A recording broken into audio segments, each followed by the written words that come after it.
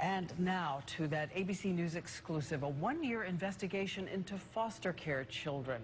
As you heard here last night, so many of them over-medicated with multiple powerful mind-altering drugs, often used for disorders the children don't have.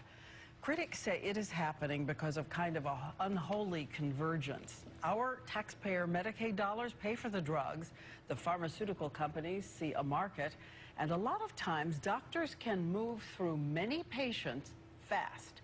ABC's Sharon Alfonsi set out to find some of the doctors and ask them questions. These are the meds that I've been taking since I was 4. Last night, we introduced you to some of those kids who told us stories of being on 5 drugs at a time in foster care, including drugs for severe mental disorders like schizophrenia, drugs that can carry pronounced side effects like irreversible tics, even an increased risk of suicidal tendencies. So we wonder, who's prescribing these drugs and why are they prescribing them at such high rates to foster children? What do you want to talk about? Well, we spent a year searching for answers. I was going to get some information about tracking down some of the doctors who write those prescriptions. Meet Gabriel Myers. He just turned 6. Both his father and mother had ended up in jail, so little Gabriel landed in foster care, moved from home to home. Soon, he began acting out. He was sent to see this man. You work a lot with kids. Dr. Sohail Panjwani, a psychiatrist, seen here on local TV, who prescribed Gabriel a powerful mix of mind-altering drugs, sometimes after just a 5-minute visit. Then, one afternoon, Gabriel did the unimaginable. 911, what's your emergency? He locked himself into a bathroom in a foster home, screaming, "I deserve to die." Then, standing on the edge of the tub, he hung himself with a shower hose. What would drive a 7-year-old to kill himself? Eventually, the investigation turned to the drugs prescribed by Dr. Panjwani over just a 2-month period. This is one for Lexapro. Here's a Symbiox. So we tracked down Dr. Panjwani. Do you have a minute to talk to us about Gabriel Myers? But he did not want to talk to us on camera. The drugs that you prescribed to him were off-label, and they were black box warnings that say that they could cause suicidal tendencies. Sad stories happen, but that does not mean that everything is so the doctor is responsible for it, because we are in the business of taking care of these children. That's all I have to say. But how much time did he spend with little Gabriel? His foster father said you only spent about 5 minutes with him before you prescribed these drugs. That is untrue. How much time did you spend with him? Well, I don't have the record right now, but Later, Dr. Panjwani told us it is possible he only spent 5 minutes with Gabriel while adjusting his meds.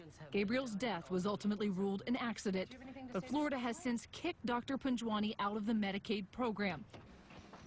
But for every Gabriel, there are hundreds of other children calling out for help. This woman, we'll call Ann, is a former state social worker. She's dealt with hundreds of kids in foster care. And is anyone looking out for them? No. And if you try to speak out and say anything about it, you're basically told to shut up. She asked we protect her identity. Why do you think they're medicating these children? It's much easier to medicate a child than it is to pay $200 an hour to a therapist to talk through their problems with them. And some states have now started requiring a second opinion by a doctor before some medication is dispensed. And in Florida, where Gabriel Myers died, they are now kicking high-prescribing doctors out of the Medicaid program.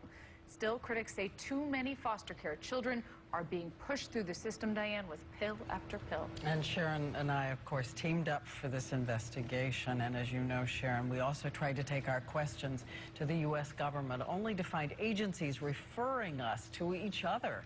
The Secretary of the Department of Health and Human Services declined our request for an interview, but we did sit down with Robert Nelson of the Federal Drug Administration, which regulates drugs in this country, and ask him who is going to lead this charge.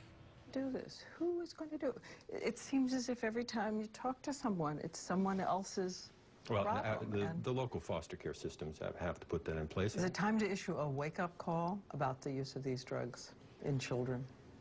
Well, I certainly think people should be well aware of what's going on and begin to look into it. I'd be curious to hear what you think a wake-up call would be and what that might look like. You're the FDA. I know this is an issue that has been discussed, and obviously we're well aware of it. Whether an FDA advisory or some sort of announcement would have an impact, I think would be a possibility to consider. You're sitting at home at night alone. Which agency do you blame? Well, I think we all have to take responsibility, but we all need to work together to solve the problem.